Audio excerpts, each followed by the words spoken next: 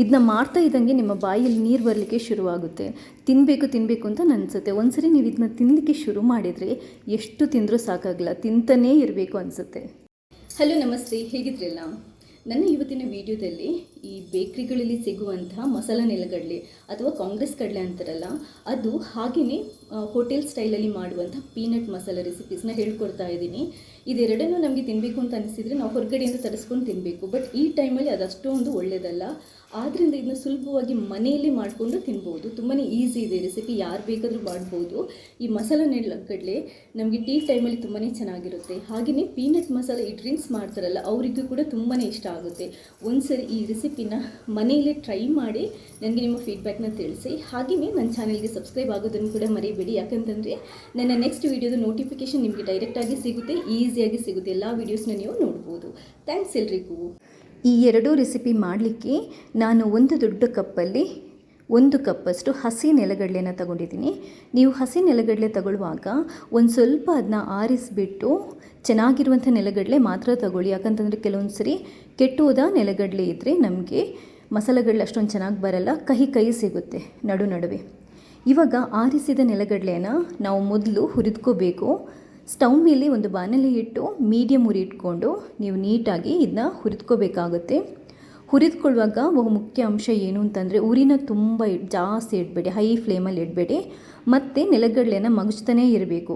ನೀವು ಸ್ಟಾಪ್ ಮಾಡಬಾರ್ದು. ಸ್ಟಾಪ್ ಮಾಡಿದರೆ ಕೆಲವು ನೆಲಗಡಲೆ, ತಳದಲ್ಲಿರುವಂಥ ನೆಲಗಡಲೆ ಸೀದು ಹೋಗೋ ಚಾನ್ಸಸ್ ಇರುತ್ತೆ. ಆದ್ದರಿಂದ ಇದನ್ನ ಮಗುಚ್ತಾ ಇರಬೇಕು. ಒಂದು 5 ನಿಮಿಷ ಆದರೂ ನೀವು ಇದನ್ನ ಹುರಿದಾಗ ನೋಡಿ ಈ ಥರ ಒಂದು ಸ್ವಲ್ಪ ಕಲರ್ ಚೇಂಜ್ ಆಗುತ್ತೆ ಮತ್ತು ಭಾಗ ಆದಂಗೆ ಅನಿಸುತ್ತೆ. ಆವಾಗ ನೀವು ತೆಗೆದುಬಿಡ್ಬೋದು. ಒಂದ್ಸರಿ ನೀವು ತೆಗೆದಾದ ನಂತರ ಒಂದು ತಟ್ಟೆಗೆ ಹಾಕ್ಕೊಂಡು ಈ ಥರ ಚೆಕ್ ಮಾಡ್ಕೊಂಡು ನೋಡಿ ಸಿಪ್ಪೆ ಕರೆಕ್ಟಾಗಿ ಹೋಗ್ತಾ ಇದ್ದು ಕ್ರಿಸ್ಪಿಯಾಗಿ ಆಗಿದ್ದರೆ ನೆಲಗಡಲೆ ಹುರಿದಾಗಿದೆ ಅಂತ ಅರ್ಥ.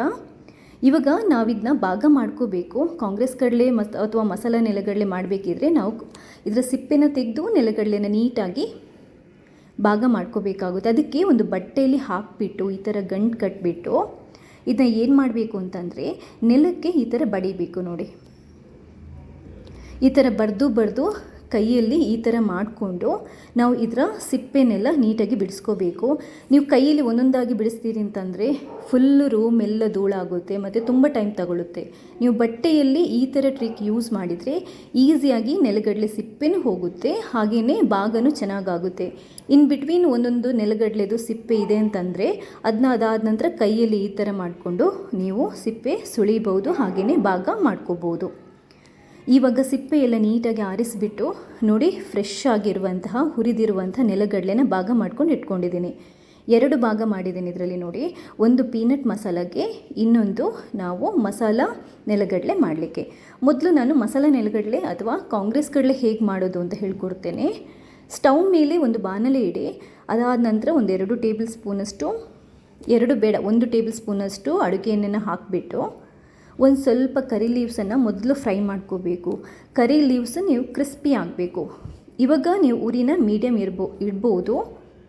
ಕರಿ ಲೀವ್ಸ್ ಕ್ರಿಸ್ಪಿ ಆದ ನಂತರ ಉರಿನ ಕಮ್ಮಿ ಮಾಡಿಕೊಂಡು ಇವಾಗ 1/4 ಟೇಬಲ್ ಸ್ಪೂನಷ್ಟು ಅರಿಶಿನ, 1/2 ಟೇಬಲ್ ಸ್ಪೂನಷ್ಟು ಖಾರ ಪುಡಿ, 1/4 ಟೇಬಲ್ ಸ್ಪೂನಷ್ಟು ಕಾಳುಮೆಣಸು ಪುಡಿ, ಒಂದು 1/2 ಟೇಬಲ್ ಸ್ಪೂನಷ್ಟು ಸಾಲ್ಟ, 1/4 ಟೇಬಲ್ ಸ್ಪೂನಷ್ಟು ಅಥವಾ ಚಿಟಿಕೆಯಷ್ಟು ಇಂಗು, ಇಷ್ಟನ್ನು ಹಾಕಿ ಸಿಮ್ಮಲ್ಲಿ ಉರಿ ಇಟ್ಕೊಂಡು ಜಸ್ಟ್ ಒಂದೇ 1 ನಿಮಿಷ ಇದನ್ನ ಈ ಥರ ಮಿಕ್ಸ್ ಮಾಡಿಕೊಂಡ್ರೆ ಸಾಕು.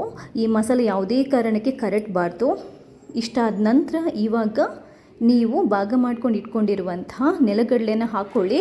ಇದು 1/2 ಕಪ್ಪಿಗೆ ನಾನು ಈ ಮೆಷರ್ಮೆಂಟ್ ಹೇಳ್ತಾ ಇರೋದು. ನೀಟಾಗಿ 1-2 ರೌಂಡ್ ಇದನ್ನ ಮಿಕ್ಸ್ ಮಾಡಿ ಆದ ನಂತರ ಸ್ಟವನ್ನು ಬಂದ್ ಮಾಡಿ ಇಮಿಡಿಯೇಟಾಗಿ ಒಂದು ತಟ್ಟೆಗೆ ಹಾಕ್ಕೊಳ್ಳಿ. ಯಾಕಂತಂದರೆ ಬಾಣಲೆಯಲ್ಲಿ ನೀವು ಇಟ್ಬಿಟ್ಟಿರಿ ಅಂತಂದರೆ ಈ ಮಸಾಲ ಇದೆಯಲ್ಲ ಕರಟೋ ಚಾನ್ಸಸ್ ಇರುತ್ತೆ. ಅದನ್ನ ಒಂದು ತಟ್ಟೆಗೆ ಹಾಕಿ ತಣ್ಣಗಾದ ನಂತರ ಕೈಯಲ್ಲಿ ಈ ಥರ ಮಾಡಬೇಕು. ನೋಡಿ ನೆಲಗಡಲೆದು ಪುಡಿ ಬಿಡಬೇಕು. ಆವಾಗಲೇ ಈ ಕಾಂಗ್ರೆಸ್ ಕಡಲೆ ಅಥವಾ ಮಸಾಲ ನೆಲಗಡಲೆ ಸೂಪರಾಗಿ ಆಗುತ್ತೆ. ನಿಮಗೆ ಬೇಕ್ರಿ ಸ್ಟೈಲಲ್ಲಿ ಯಾವ ಥರ ಸಿಗುತ್ತೆ ನೋಡಿ ಅದೇ ಥರ ಬರುತ್ತೆ ಮನೆಯಲ್ಲಿ ಮಾಡುವಂತಹ ಈ ನೆಲಗಡಲೆ ಕೂಡ. ಟೀ ಜೊತೆ ಸೂಪರ್ ಆಗಿರುತ್ತೆ ಇದು. ಇವಾಗ ಹೋಟೆಲಲ್ಲಿ ಸಿಗುವಂಥ ಪೀನಟ್ ಮಸಾಲನ ಮಾಡ್ಕೊಳ್ಳೋಣ. ಪೀನಟ್ ಮಸಾಲ ಮಾಡ್ಕೊಳ್ಳೋಕ್ಕೆ ಚಿಕ್ಕದಾಗಿ ಹೆಚ್ಚಿಟ್ಟಿರುವಂತಹ ಒಂದು ಈರುಳ್ಳಿ, ಚಿಕ್ಕ ಈರುಳ್ಳಿನೇ ಸಾಕು. ಒಂದು ಚಿಕ್ಕ ಟೊಮೆಟೊನ ಸಣ್ಣದಾಗಿ ಹೆಚ್ಕೊಂಡು ಹಾಕ್ಕೊಳ್ಳಿ. ಒಂದು ಈ ಹಸಿಮೆಣಸಿನ್ಕಾಯಿನ ಸಣ್ಣದಾಗಿ ಹೆಚ್ಕೊಂಡು ಹಾಕ್ಕೊಳ್ಳಿ. ಅರ್ಧ ಕ್ಯಾರೆಟ್ನ ತುರಿದ್ಬಿಟ್ಟು ಹಾಕ್ಕೊಳ್ಳಿ. ಸ್ವಲ್ಪ ಕೊತ್ತಂಬರಿ ಸೊಪ್ಪು. ಅದಾದ ನಂತರ ಇದಕ್ಕೆ ಮಸಾಲನ ಹಾಕ್ಕೊಳ್ಳೋಣ. ಒಂದು 1/4ರಿಂದ ಅರ್ಧ ಟೇಬಲ್ ಸ್ಪೂನಷ್ಟು ಖಾರ ಪುಡಿ, ಒಂದು 1/4ರಿಂದ ಅರ್ಧ ಟೇಬಲ್ ಸ್ಪೂನಷ್ಟು ಉಪ್ಪು ರುಚಿ ನೋಡ್ಕೊಂಡು ಹಾಕ್ಕೊಳ್ಳಿ. 1/4 ಟೇಬಲ್ ಸ್ಪೂನಷ್ಟು ಕಾಳುಮೆಣಸಿನ ಪುಡಿ, 1/4 ಟೇಬಲ್ ಸ್ಪೂನಷ್ಟು ಜೀರಿಗೆ ಪುಡಿ, ಅದಾದ ನಂತರ 1/4 ಟೇಬಲ್ ಸ್ಪೂನಷ್ಟು ಗರಂ ಮಸಾಲೆ ಪುಡಿ. ಇದು ಆಪ್ಷನಲ್, ಬೇಕಿದ್ರೆ ಹಾಕೋಬೋದು. ಕೆಲವರು ಸ್ವಲ್ಪ ಚಾಟ್ ಮಸಾಲ ಕೂಡ ಹಾಕ್ತಾರೆ, ಬಟ್ ನಾನು ಇದಕ್ಕೆ ಲಿಂಬೆ ರಸ ಹಾಕ್ತೀನಿ, ಆದ್ದರಿಂದ ಚಾಟ್ ಮಸಾಲ ಸ್ಕಿಪ್ ಮಾಡಿದ್ದೇನೆ. ನೀವು ಬೇಕಿದ್ರೆ ಚಾಟ್ ಮಸಾಲನ್ನು ಸ್ವಲ್ಪ ಫ್ಲೇವರಿಗೆ ಹಾಕೋಬೋದು. ಈ ಮಸಾಲನೆಲ್ಲ ನೀಟಾಗಿ ಮಿಕ್ಸ್ ಮಾಡಿಕೊಂಡು ಕೊನೆಯದಾಗಿ ನಾನು ಲಿಂಬೆ ರಸನ 1 ಟೇಬಲ್ ಸ್ಪೂನಷ್ಟು ಲಿಂಬೆ ರಸ ಸಾಕು ಹಾಕ್ಕೊಂಡು ಮಿಕ್ಸ್ ಮಾಡ್ಕೊಳ್ಳಿ.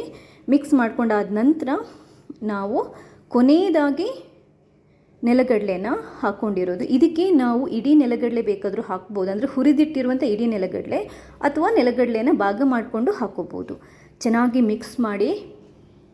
ನೋಡಿ, ಬಾಯಿ ನೀರೂರಿಸುವಂತಹ ಪೀನಟ್ ಮಸಾಲ ರೆಡಿ ಆಗಿದೆ. ನೀವು ಹೋಟೆಲಲ್ಲಿ ಏನು ತಿಂತೀರ ನೋಡಿ, ಅದಕ್ಕಿಂತಲೂ ಸೂಪರ್ಬಾಗಿ ಫೆಂಟಾಸ್ಟಿಕ್ ಆಗಿ ಬರುತ್ತೆ. ಹೆಲ್ದಿ ಕೂಡ. ಹೋಟೆಲಲ್ಲೆಲ್ಲ ಮಾಡಿ ಕೊಡುವಾಗ ಎಷ್ಟು ಕ್ಲೀನಾಗಿ ಮಾಡಿಕೊಡ್ತಾರೆ ಅಥವಾ ಏನೆಲ್ಲ ಹಾಕ್ತಾರೆ ಅನ್ನೋದು ನಮ್ಗೆ ಗೊತ್ತಿರಲ್ಲ. ಮನೆಯಲ್ಲಿ ನಾವು ಸುಲಭವಾಗಿ ಸಿಂಪಲಾಗಿ ಮಾಡ್ಕೋಬೇಕಾದ್ರೆ ಹೋಟೆಲಿಂದ ಅಥವಾ ಅಂಗಡಿಯಿಂದ ಬೇಕ್ರಿಯಿಂದ ಏನಕ್ಕೆ ತರಬೇಕು? ಒಂದು ಸರಿ 2 ರೆಸಿಪಿನ ಟ್ರೈ ಮಾಡಿ. ನನ್ನ ಮಾತು ನಂಬಿ ತುಂಬಾ ಚೆನ್ನಾಗಿ ಬರುತ್ತೆ, ತುಂಬಾ ಇಷ್ಟಪಡ್ತೀರ ಕೂಡ. ಯಾಕಂತಂದ್ರೆ ಅಷ್ಟು ರುಚಿಯಾಗಿರುತ್ತೆ ಇದು. ಮಕ್ಕಳಿಗೆ ಟೀ ಟೈಮಲ್ಲಿ ಮಾಡಿ ಕೊಡ್ಬೋದು. ಯಾಕಂತಂದರೆ ತುಂಬಾ ಹೆಲ್ದಿ. ನೆಲಗಡಲೆಯಲ್ಲಿ ಹೈಯೆಸ್ಟ್ ಪ್ರೋಟೀನ್ಸ್ ಇರುತ್ತೆ. ಈ ಟೈಮಲ್ಲಿ ನಿಮ್ಮ ದೇಹದ ರೋಗನಿರೋಧಕ ಶಕ್ತಿಯನ್ನು ಜಾಸ್ತಿ ಮಾಡಲಿಕ್ಕೆ ಕೂಡ ತುಂಬಾ ಒಳ್ಳೆಯದು. ಯಾಕಂತಂದರೆ ಇದಕ್ಕೆ ಈರುಳ್ಳಿ, ಲಿಂಬೆ, ಅದಾದ ನಂತರ ಸ್ಪೈಸಸ್ ಎಲ್ಲ ಹಾಕಿ ಮಾಡಿರ್ತೀವಲ್ವ, ತುಂಬಾ ಒಳ್ಳೆಯದು. ಆರೋಗ್ಯಕ್ಕೆ ತುಂಬಾ ಒಳ್ಳೆಯದು. ಬಾಯಿಗೆ ತಿನ್ನಲಿಕ್ಕೆ ಕೂಡ ನಮಗೆ ತುಂಬಾ ರುಚಿ ಆಗುತ್ತೆ. ಮಕ್ಕಳಿಂದ ದೊಡ್ಡವ್ರಿಗೆ ತನಕ ಯಾರಿಗೆ ಬೇಕಾದರೂ ಇದು ಇಷ್ಟ ಆಗುತ್ತೆ. ಈವನ್ ಡ್ರಿಂಕ್ಸ್ ಮಾಡ್ತಾರಲ್ಲ, ಅವರಿಗಂತೂ ಈ ಥರದ್ದು ರೆಸಿಪಿ ನೀವು ಮಾಡಿಕೊಟ್ರೆ ಸಖತ್ ಇಷ್ಟಪಡ್ತಾರೆ. ಒಳ್ಳೆ ಕಾಂಬಿನೇಷನ್ ಅಂತ ಖಂಡಿತ ಹೇಳ್ತಾರೆ. ನನ್ನ ಇವತ್ತಿನ ಈ ರೆಸಿಪಿ ನಿಮಗೆ ಇಷ್ಟ ಆಗಿದ್ದಲ್ಲಿ ಲೈಕ್ ಮಾಡಿ. ಹಾಗೆಯೇ ನನ್ನ ಚಾನಲಲ್ಲಿ ತುಂಬ ಒಳ್ಳೊಳ್ಳೆ ರೆಸಿಪೀಸ್ ಇದೆ, ಒಳ್ಳೊಳ್ಳೆ ಅಡುಗೆ ಮನೆ ಟಿಪ್ಸ್ ಇದೆ. ನೀವೇನಾದರೂ ಇಲ್ಲಿ ತನಕ ಸಬ್ಸ್ಕ್ರೈಬ್ ಆಗಿಲ್ಲದಿದ್ದರೆ ಸಬ್ಸ್ಕ್ರೈಬ್ ಆಗೋದಕ್ಕೂ ಮರಿಬೇಡಿ. ಯಾಕಂತಂದರೆ ನಾನು ಫ್ಯೂಚರಲ್ಲಿ ಹಾಕುವಂಥ ಎಲ್ಲ ವೀಡಿಯೋಸ್ ನೋಟಿಫಿಕೇಷನ್ ನಿಮಗೆ ಡೈರೆಕ್ಟಾಗಿ ಬರುತ್ತೆ ಮತ್ತು ಈಸಿಯಾಗಿ ನೀವು ಎಲ್ಲ ವೀಡಿಯೋಸ್ನ ನೋಡ್ಕೋಬಹುದು. ಥ್ಯಾಂಕ್ಸ್ ಎಲ್ರಿಗೂ. ಕೊರೋನಾ ಟೈಮಲ್ಲಿ ತುಂಬಾ ಸೇಫ್ ಆಗಿರಿ. ನಿಮ್ಮ ಆರೋಗ್ಯನ ನೀವು ಖಂಡಿತವಾಗ್ಲೂ ಕಾಪಾಡ್ಕೊಳ್ಳಿ. ಎಲ್ರಿಗೂ ಒಳ್ಳೆಯದಾಗಲಿ.